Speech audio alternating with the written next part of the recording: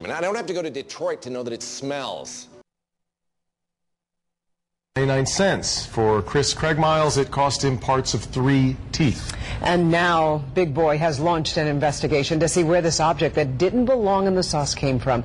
It happened at the restaurant located on Mack Avenue in Grosse Pointe Woods. Our Frank Holland is there tonight. Frank, I understand the restaurant is taking full responsibility.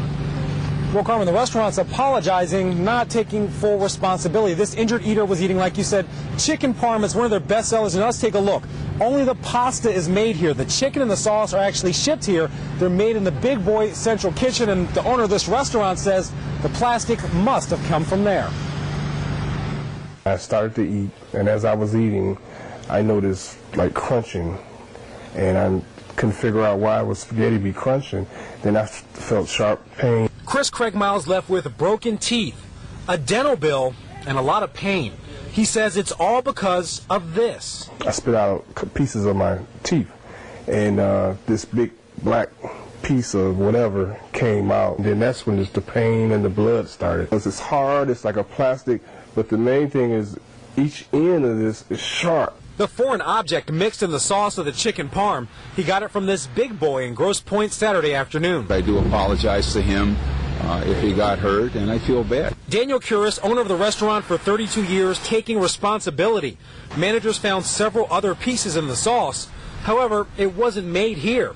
The marinara coming from the central kitchen at Big Boy HQ. I'm checking everything thoroughly, double and triple checking it to make sure it doesn't happen again. Imagine if I would have swallowed this. I mean, the damage could have been severe. The manager gave Craigmiles a free meal, but the injured eater says he's paying the price for the plastic and the Parmesan. The pain, I've been in pain since this happened. Now back out here live, the Big Boy Corporation taking this very seriously, and so is Chris Craigmile. He has to go to the dentist tomorrow and get those 3 cracked teeth replaced and fixed. He also says he's filing a lawsuit. Back to you, Devin and Carmen. Now, Frank, what is the Big Boy Corporation doing to its kitchens in response to this complaint?